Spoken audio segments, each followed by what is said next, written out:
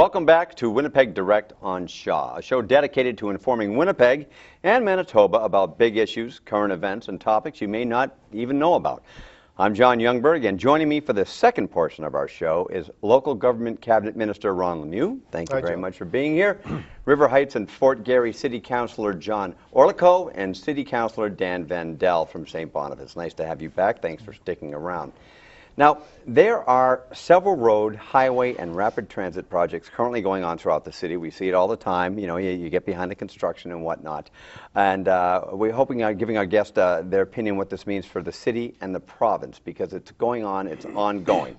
So how can we all benefit from them without having to go digging into the taxpayer's pocket? Now, my first question is to you, Mr. Lemieux.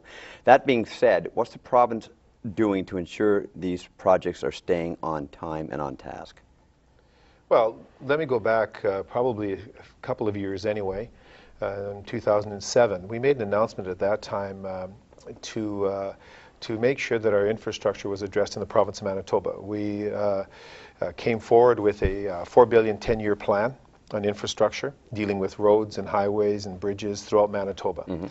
Winnipeg, of course, being the capital of Manitoba and about 2/3 roughly of the population, we had to ensure that the city of Winnipeg would be addressed as well when you're talking about infrastructure and transportation. So at around approximately the same time, the Building Canada Fund came around through the feds, and there was a 1/3, 1/3, 1/3 sharing of municipalities, the province, and the federal government. All right. So with all this stimulus money that's being put forward, was not only good for jobs, but a lot of the infrastructure deficit that we've had and has had built up over a number of years was being addressed. It's a very, very positive initiative, and it still continues today. And Minister Ashton, as a matter of fact, is going to be announcing the second 5-year phase of that. It's two pieces, two 5-year pieces, $2 billion and $2 billion. And shortly he'll be announcing what capital projects and infrastructure projects are going to be on the list. Okay, fair enough. Now, rapid transit's been a hot topic with Winnipeggers lately. Councillor Vandell, the first few phases of the new rapid transit does not include St. Boniface. Have residents in your area been complaining about this? What's your feel on that? Not at all. I mean, we've recently constructed phase 1 of rapid transit from the Forks downtown to Jubilee. Right. $138 million, came in on time, on budget. And we need to sit down with the province and the federal government ASAP to complete the job all the way to the U of M. And that's the first natural spine from the downtown to the U of M. I think once that's done, you can start looking east, you can start looking north and possibly west. But the most difficult leg is to complete the downtown to the University of Manitoba. We have a new football stadium that's going to be the anchor, another anchor at the U of M, and I think it's just a natural, progression, completion that's going to be tremendous for the city. And once that's done, I think you start looking east. Okay. And right now, through the Plan Winnipeg process, we are embarking on a transportation plan to determine where that second leg is going to go. Is it going to go through Elmwood? Is it going to go through Whittier Park? And I think the administration are doing their due diligence on that. We hope to have an answer within 6 to 9 months. And at that point, once that's done, the decision will be made, and we'll talk about financing phase 2. Okay, it's a huge project. But the priority, though, I just want to say the priority's got to be completing what we started, phase 1, from Jubilee to the U of M. Are we on track as far as that goes? No. Uh-oh. Here we go. Well, how far are we behind? We're nowhere on phase 2 that I know of. About 35 years. Yeah, it's been pulled off the Building Canada list of preferred topics last year. We pulled it out. The city voted and pulled it off our preferred list, where we thought where the majority of the money would come from. So the mayor has indicated that there's other monies out there somewhere where this could be funded. The second leg is about $230 million, somewhere around there. We don't know. It's just a real estimate on that, but it's a big chunk of cash. And I don't see what the delay is. We already look at the Fort Rouge Yards, which is this new development that's happening right now, based upon just this little corridor that really goes from Jubilee to the Forks. Like, really, it's not a huge corridor, but it gets people downtown. So now this, which is really called a brownfield, it was an unsightly little spot down by some garages and stuff. It's now going to have townhouses and some apartment blocks, and they're all going to be connected to the transit system, so they can just walk from their building right to there. It'll be nice, open, hop on their bus, or if it's LRT or whatever it is, to get us straight downtown. But they already see that, so there's a lot of economic benefit of that, which will always an argument why we can't do it. But I think we've really proven we can do it. And we talked about where the money's going to come from. Well, this is where the money's going to come from, because once you design things like this and these infills, we don't have to create new pipes. We don't have to build new roads. We don't have to build all the new stuff that happens in suburbia. We already have excess capacity existing. So we want to be able to use that. And sure, it causes some pressure. We have to build a little bit more. But again, it's much more cost effective and environmentally much better to have these kind of infill developments that are associated with called transit-oriented design. And weigh in, Minister?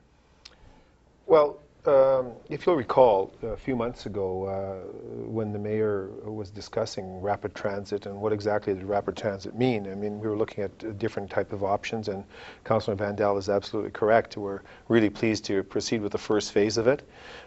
We've always said as a province that we're open to looking at whatever type of light rail you want, or if you want rapid bus, if you want whatever you want, let's get into a discussion with it, and let's get into a discussion with the federal government as well. Okay. Because one level or two levels of government cannot do this. This is a huge investment, the right investment as far as the province is concerned, but you need three levels of government to be supporting it. And at the time I made a comment. It was pretty harsh towards the mayor. I said, let's get on with it. Let's get on with it. Let's get doing it, instead of just talking about it. And I'm really pleased that the city and the province and the federal government have moved on with phase one. Right. But there's another phase to go, and we need to be able to sit down once this election is over, the federal election is over, then we'll be able to sit down and whoever we're discussing it with at the federal level will be able to do that, and we'll be able to get down to figuring out what do we need? What type of rapid transit are we talking about? Light rail? There's many different options. And what's the price tag? And all levels of government will want to know that. So what do you think the city, why is the city taking so long to figure out what type they want? Because we have, Vancouver has the SkyTrains, Toronto has streetcars and subways, Calgary has the LRT. I mean, where's the stumbling block on this? Well, it's something that Councillor the other councillors can maybe speak to this, and not a provincial minister. But people have to know that the province has always been at the table. We want to be there. We want Winnipeg as our capital city, looking into the future at different modes of light rail or rapid transit. There have been a number of different studies done as to what you want to look at, what type of transit. Go ahead, pipe in. I think, as I said earlier, this is about 30 years overdue. And I think if prior councils and provincial governments and federal governments had made this decision in the 60s, as it should have been made, Steve Juba talked about the monorail, I think it would have profoundly changed the way our city developed in terms of density, in terms of getting that compact urban form, that vibrancy that you see when you go to Calgary or to Vancouver or to Toronto. Granted, those are much larger cities. But I think it's one of those profound decisions that should have been done decades ago. And unfortunately, it wasn't. Our city expanded. The whole ring road network expanded with it. And that's incredibly expensive as well. Right now, we've done, and it's not without merit, but it's expensive. Chief Peguis Trail, there's provinces and the federal government have jumped on board, apparently, with the Transcona underpass at Plessy Road. Absolutely. And there's been all sorts of road works in the Waverly West area. And it's like, there's only so much money to go around, and it's hard to do everything at the same time. Absolutely. Now, you keep grinning and nodding as these two gentlemen are talking. I want to hear your opinion on this. There's a will, there's a way. I just don't know if there's a will. I personally believe it's very important to get it done. I keep hearing that we need to go to the federal government and start lobbying them some more. Well, you know, let's first decide what we want to do. And we at City Council are still debating, do we want light rail or do we want buses. And, you know, I think Winnipeggers have had enough of that. Let's just move forward and get it done. Okay. Let's get some sketches down. We can start, you know, planning this out. And I know I've been told that'll be coming also through transportation master plan. And if people are interested in that, and you should be, because transportation is the #1 issue, I think, for Winnipeggers, go to Speak Up Winnipeg absolutely. and check it out and be a part of that conversation, because our city's growing, and traffic and congestion is going to be huge, and it already is. So it's so necessary for our city to get that done. We're running out of garage spaces for our existing buses.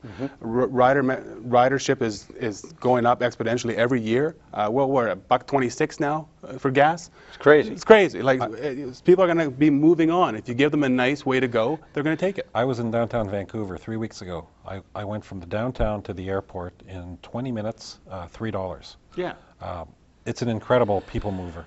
And you know, it's just... You can't get from McGillivray downtown in rush hour in 45 an hour. I was there this morning. Granted, it was a subway. It was much more expensive than bus rapid transit, but John's absolutely right. We have to make a decision.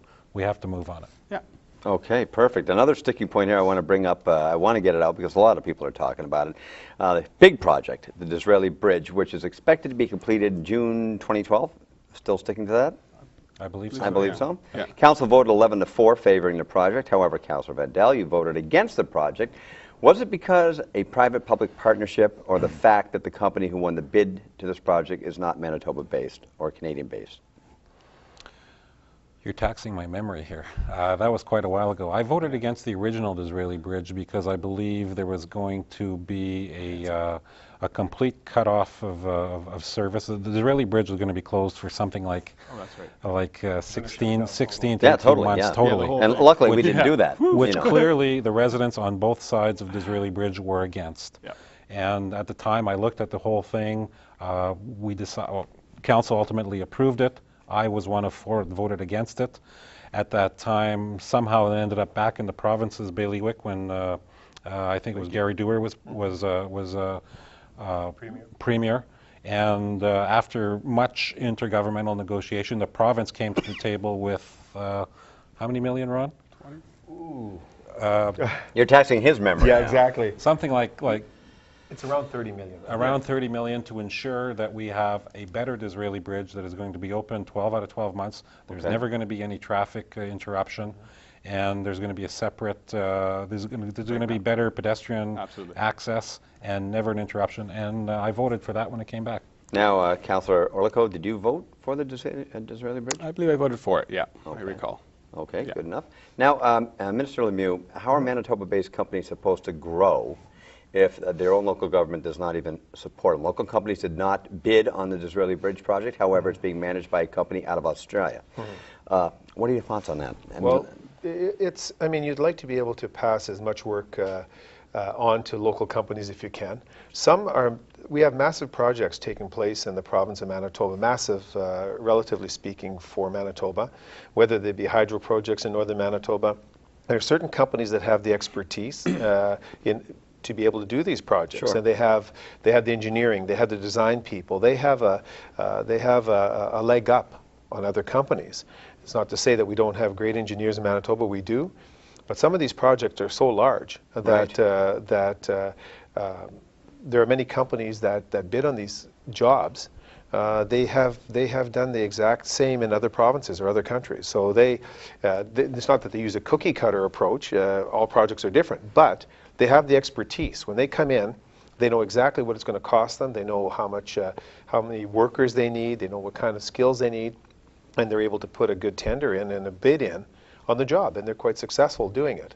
It's not to say that we lack talent in Manitoba. We have plenty of talent, but when you have the larger projects, it's a little bit more difficult for some of the companies, I believe, to compete that way. And often, I should say, that even though the larger companies that come in and do these projects, the bigger projects, they still sub out a lot of the jobs to local companies, and so they still get a piece of the action, even though they don't have the front stage, if you want, as the larger company getting the contract. They still always get a piece of the action, whether it's the electrical companies, the Museum of Human Rights. That's good to know. They get a lot of other subcontracts where maybe they're not large enough to bid on the whole job. Yeah. Gotcha. Well, gentlemen, thanks so much. We could be talking about this for hours. Yep. But thanks for being here. I really appreciate you being here. I am John Youngberg, and thanks for joining us on our first show, Winnipeg Direct on Shaw. If you have not done it already, check us out on Facebook and tell us some ideas you might have for upcoming topics.